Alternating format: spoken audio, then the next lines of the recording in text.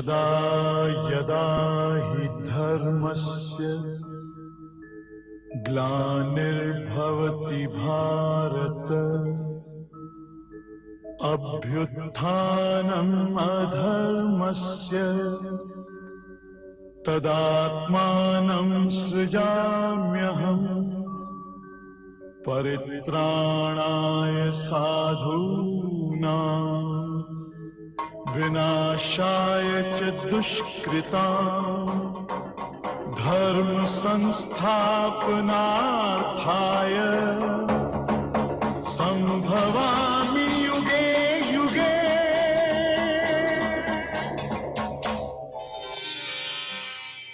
नमस्कार दर्शकों, जीवन सार गीता इस कार्यक्रम में आप सभी का फिर से स्वागत है।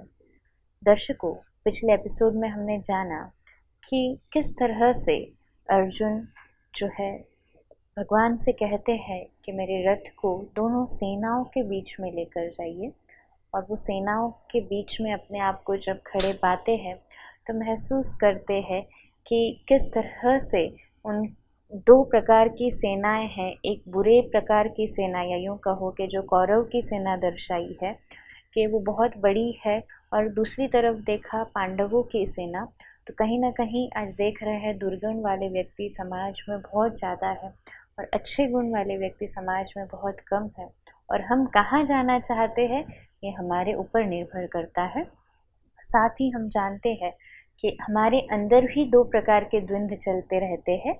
एक द्वंद्व वो कि जो हमें बार बार कहता है कि अच्छाई की ओर जाना है, परंतु बाहर की नकारात्मकता, यूँ कहो बुरे संग के इतने ज़्यादा व्यक्ति हो चुके हैं कि वो अपनी तरफ खींचते हैं। तो हमारे ऊपर निर्भर करता है कि हम अपने मन रूपी रथ को कहाँ ले जाएं।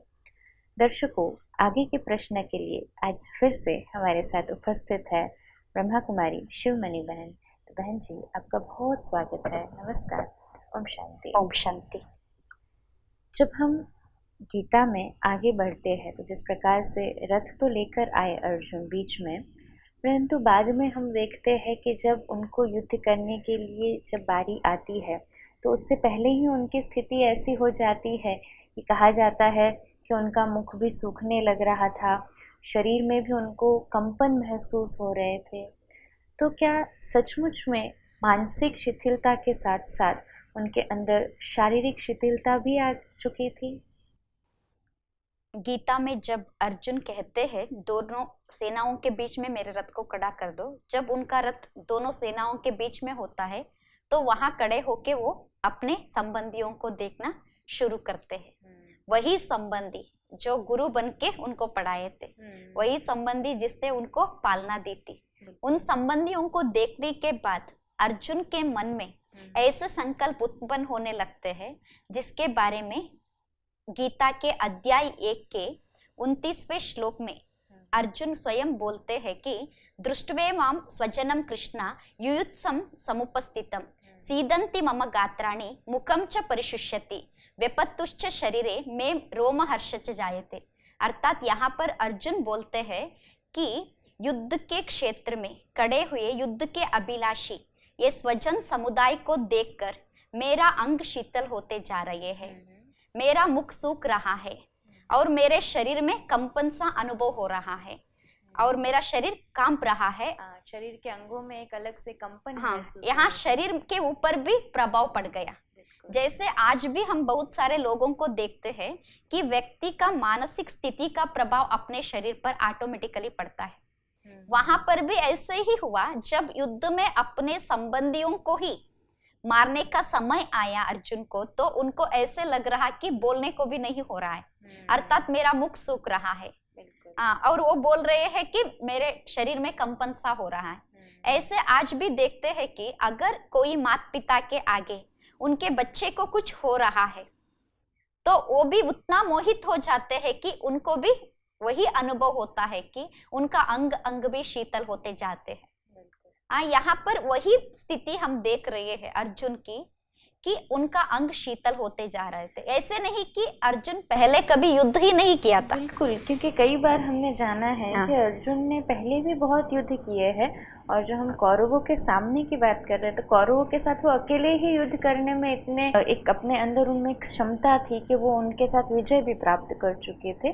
परंतु ऐसी क्या बात हो गई अभी के उनके मन में इतना संघर्ष आ गया, जो उनके शरीर में भी कहीं ना कहीं वो व्याधि के रूप में, कंपन के रूप में, शिथिलता के रूप में, मुख सूखने के रूप में यहाँ पे व्यथा बताई गई है। क्योंकि पहले तो अर्जुन अकेले युद्ध के लिए गए थे, तो उनको अपने सामर्थ्य के ऊपर पूरा कॉन्फिडेंस था, उनको जीत के ऊपर भी विश्वास था, मैं जरूर जीत जाऊंगा, इतना कॉन्फिडेंस उनको अपने ऊपर था। लेकिन यहाँ पर जब युद्ध में गए हैं तो देखते हैं सभी वही सज्जन, उनके मन में उनके प्रति बहुत प्रेम भाव है। हाँ, क्योंकि हम देखते हैं यहाँ पे जो उनको सबसे ज्यादा उनको जिसके लिए स्नेह था, भीष्म पितामह, ऐसे अनेक उनके स्नेही उनके सामने खड़े थे, तो जरूर उनके मन में इसलिए ही दुविधा आ गई थी क्या कि ये मेरे स्नेही मेरे सामने खड़े। जैसे हमने अभी सुना कि युद्ध के मैदान में जैसे अर्जुन की स्थिति थी, आज भी हम लोगों की स्थिति भी वही हो गई है कि हम भी देखते हैं एक तरफ अच्छे लोगों को, दूसरे तरफ बुरे लोगों को। ऐसे भी आज हम परिवार में भी देखेंगे तो परिवार में भी हमें ये अनुभव होता है कि जिसके ऊपर हमें सबसे ज्यादा प्यार होता है और बहुत ज्यादा भरोसा भी होता है कि हम कभी सोच भी नहीं सकते कि हमारे अगेंस्ट हो सकते हैं, तो हमें अपोज कर सकते हैं। ऐसे जितना ज्यादा प्यार जिसके ऊपर रखते हैं, वही लोग जब हमारे सामने खड़े हो जाते हैं तो हमारा मन में भी यही महसूसता आती है, जैसे कि हम गीता में सुन रहे हैं कि अर्जुन के शरीर के ऊपर भी उसका प्रभाव पड़ रहा है। शरीर में कोई व्याधि होती है तो डॉक्टर के पास व्यक्ति जाते हैं, आपको तो एक्सपीरियंस है, जब आपके पास पेशेंट्स आते हैं तो आप भले उनको ट्रीटमेंट देंगे, बाद में ये भी बताएंगे कि पहले अपनी मानसिक स्थिति को ठीक करो, अपने गुरु के साथ कैसे युद्ध करो, अपने पितामह के साथ कैसे युद्ध करो। ये सोचकर उनके मन में जो व्याकुलता आई थी, जो उनकी मन बहुत दुखी हो रहा था, उसका प्रभाव उनके शरीर के ऊपर पड़ रहा था। बिल्कुल, कहीं ना कहीं हम जैसे आज भी उसको मेडिकल साइंस मानता है कि 80% से भी ज़्यादा ऐसी बीमारियां होती है जो मन से शरीर की ओर जाती है। तो ये उसी एक प्रसंग को दर्शा रहा है कि अर्जुन जो मानसिक रूप से शिथिल हो चुके थे, वो उनके शारीरिक रूप से भी उनका जो शरीर के जो यहाँ पे भाव दर्शाए गए हैं, वो शिथिलता को दर्शा रहे थे।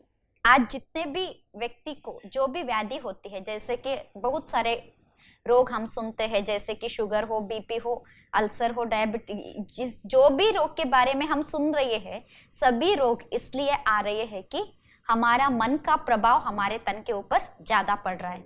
जैसे कि हम ज्यादा रोगी के बात भी नहीं करेंगे तो एक व्यक्ति अगर 5 मिनट भी उसको गुस्सा आता है तो व्यक्ति 5 मिनट गुस्से करते समय उसके अंग के ऊपर उसका प्रभाव क्या होता है, उसको भी हम देखेंगे कि 5 मिनट के गुस्से के बाद यही स्थिति जो अर्जुन की युद्ध के मैदान में हुई है, यही स्थिति आज व्यक्ति के ऊपर भी पड़ रहा है। वो वैसे ही स्थिति का अनुभव करते हैं। 5 मिनट हम जोर से चिल्लाएंगे तो हमारा मुख भी सूख जाएगा, जैसे वहां पर खड़े होके अर्जुन का मुख सूख रहा है। ऐसे ही जो व्यक्ति गुस्से में होता है उसका बॉडी भी ऐसे ही शेक होता है, जैसे वहां पर अर्जुन की बॉडी शेक हो रही थी। तो वही लक्षण आज के लोगों के जीवन में भी हम देख रहे हैं। बिल्कुल, आज हम देखते हैं कि एक बार कोई व्यक्ति गुस्सा करता है तो गुस्सा हार्डली 2-3 मिनट करता है, परंतु देखा जाता है कि इतना क्रोध कर देता है 2-3 मिनट में कि वो खड़ा भी नहीं रह पाता, या खड़ा है तो वो कांपने लगता है, पूरा उसका चेहरा लाल हो जाता है, पसीना पसीना हो जाता है, और वो खुद चाहता है कि मुझे 2 मिनट अभी शांति से बैठने दो। गुस्से वाले व्यक्ति को बैठना भी नहीं होता है, क्योंकि उनके ऊपर वो स्थिरता खो चुका होता है। कहीं ना कहीं अर्जुन भी ऐसे ही एक अवस्था को दर्शा रहा है, जिसे हमने कहा कि अर्जुन अर्थात अर्जित करने वाला, हम सभी अर्जित करने वाले हैं।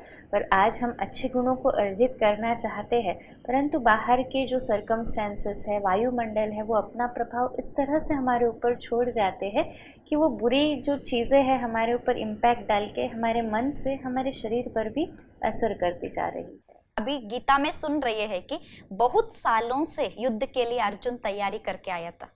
1-2 दिन की तैयारी नहीं थी, बिल्कुल। हाँ, उनका अभी जो बॉडी में वो बोल रहा है मेरा अंग अंग शिथिल होते जा रहे हैं। शिथिल होने के लिए वो कोई डर नहीं रहा था, उनके मन में डर भी नहीं था कि वो पहली बार ये सामना भी नहीं कर रहा था। प्रैक्टिस तो बहुत सालों की थी, उसके बाद भी उसको ऐसा महसूस हो रहा है। उसका कारण है उसके मन के अंदर एक मोह उत्पन्न हो चुका है। बिल्कुल। वो मोह के कारण उसको जो करना चाहिए उस एम से भी वो हटता जा रहा था। कहीं ना कहीं मन में जब आप मोह की बात कर रहे हैं तो एक ये भी बात आती है कि जब मोह उत्पन्न हो रहा है उसको मन में डर या भय भी उत्पन्न हो चुका है कि इनको कुछ हो गया तो पहले जब वो आप बोल रहे थे कि वो अकेला युद्ध करके जीत भी विजय भी प्राप्त कर लेता था तो उसको खुद का इतना उसको शायद भय नहीं होगा कि खुद के ऊपर कॉन्फिडेंस था। पर यहाँ पे जब उसके क्लोज सगे संबंधी जो उसके सामने भी खड़े हैं और उसकी भी सेना में है तो वो मोह ही कहीं ना कहीं उसके शरीर पर भी प्रभाव डाल रहा होगा ना। उसी को अगर आज के लोगों के ऊपर भी हम कंपेयर करेंगे तो आज के लोगों के ऊपर भी वही प्रभाव पड़ रहा है जिसका कारण भी है मोह। आज हर एक व्यक्ति के अंदर जो मोह उत्पन्न हो चुका है उसी मोह के कारण कहीं हमारे संबंधी हमसे दूर ना हो जाए, ऐसे सोचते सोचते ही हमारा अंग अंग भी शिथिल होते जा रहे हैं। हाँ, और कहीं उसके कारण भी हम चाहे कोई व्यक्ति गलत भी काफ़ी बार करते हैं, हम सोचते हैं कि हम बोलेंगे तो ये हमसे दूर हो जाएंगे तो इसलिए गलत चीज़ों में भी साथ दे देते हैं। तो ये मोह ही दर्शा रहा है युद्ध को कि ये मोह से हम और जो है दुर्गति को भी प्राप्त कर सकते हैं।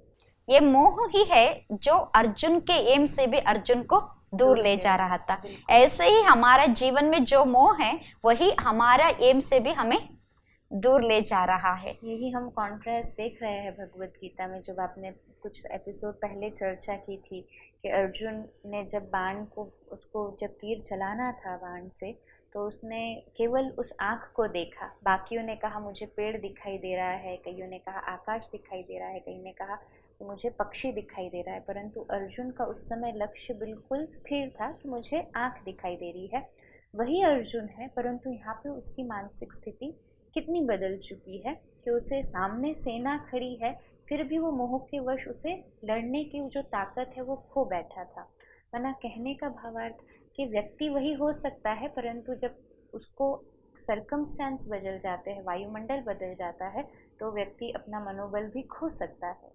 क्योंकि पहले वो सिर्फ अपने देह को देख रहा था, आज वो अपने संबंधियों को देख रहा है।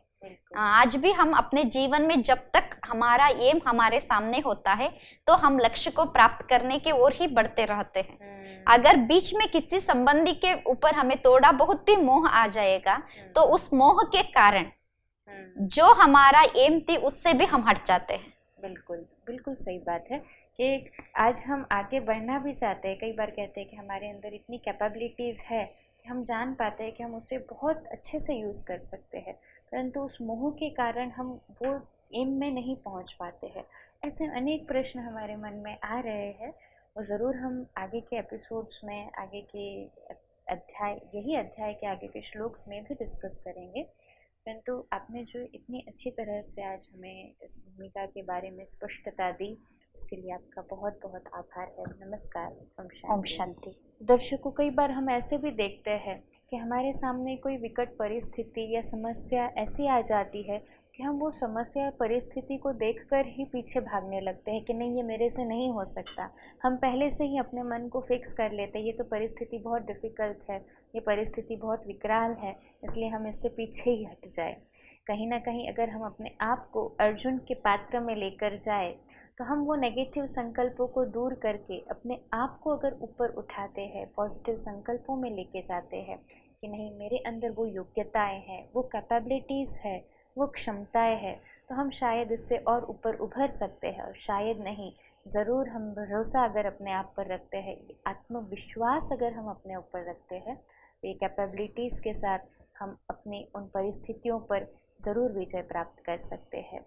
और भी कई सारे ऐसे प्रश्न हैं जो हमारे मन में उमड़ रहे हैं और गीता के द्वारा हम सभी को इनके सॉल्यूशंस ज़रूर मिलने ही हैं। दर्शकों, आज हमने जाना कि अर्जुन जो बता रहे हैं यहाँ पे, अर्थात अर्जन करने वाले, कहीं ना कहीं जब वो दोनों सेनाओं के बीच में आ जाता है तो उसका जो अंग है वो ठंडा पड़ने लगता है, शिथिल हो जाता है, मुख एकदम सूखने लगता है। तो वही बात हम भी देखते हैं कि जब मोहवश या डरवश हम कोई भी कार्य करने जाते हैं तो मोह, भय या डर हमारे अंदर उतनी कैपेबिलिटीज़ होते हुए भी, इतनी क्षमताएं होते हुए भी हम क्यों अपना टॉप परफॉर्मेंस नहीं दे पाते। कहीं ना कहीं यही चीज़ें हमें अपने टॉप परफॉर्मेंस से दूर ले जाती है, वो डर या नेगेटिव संकल्प हमें पीछे ले जाता है। तो ज़रूर हम जानना चाहेंगे कि इसके ऊपर और आगे क्या चर्चाएं होंगी, और इसके बारे में हम आगे भी कई चर्चाएं करते रहेंगे। आज आप सभी हमारे साथ जुड़े रहे, इसलिए मैं डॉक्टर डोनिका रूपारेल आप सभी का आभार करती हूँ। नमस्कार, ओम शांति। मैं खुदा हूँ, मैं खुदा हूँ, मैं खुदा हूँ, खुदा हूँ, खुदा हूँ, हाँ खुदा हूँ।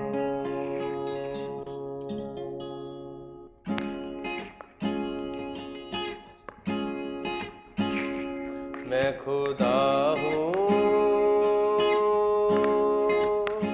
मैं खुदा हूँ, मैं खुदा हूँ, खुदा हूँ, खुदा हूँ, हाँ खुदा हूँ। आ गया हूँ, आ गया हूँ, आसमां से उतर अब ज़मीं पर आ गया हूँ। मैं खुदा हूँ, मैं खुदा हूँ, मैं खुदा हूँ, खुदा हूँ, खुदा हूँ, हाँ खुदा हूँ। मैं था तन्हा ख्यालों में आया, खुद ही खुद से बना रूह लाया। मैं था तन्हा ख्यालों में आया, खुद ही खुद से बना रूह लाया। अपनी हम जिन्स औलाद पाकर उनकी खातिर खुशी में समा कर मीठे रूहानी घर को बनाया, साथ रूहों को रख कर बसाया। नूर रोशन उस जहां में, नूर को भी बना कर जुदा हूँ, हाँ खुदा हूँ। मैं खुदा हूँ, मैं खुदा हूँ, मैं खुदा हूँ, खुदा हूँ, खुदा हूँ, हाँ खुदा हूँ। वो रूहानी वतन घर तुम्हारा, जगमगाती रूहों का नजारा। वो रूहानी वतन घर तुम्हारा, जगमगाती रूहों का नजारा। ना ही आवाज ना कोई हलचल, बस अमन और सुकून चैन हर पल, जिसका एहसास रूहों को भाया। देख मैं भी खुशी में समाया, बांट खुशियाँ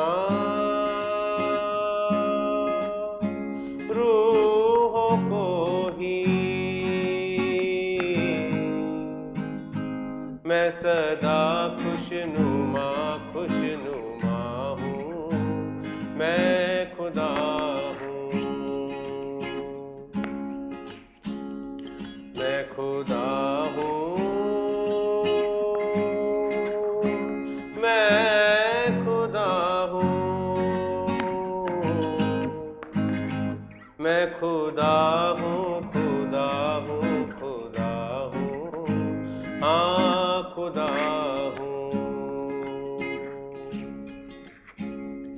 आ गया हूँ, आ गया हूँ, आसमां से उतर अब ज़मीं पर आ गया हूँ। ओ आ गया हूँ, आ गया हूँ।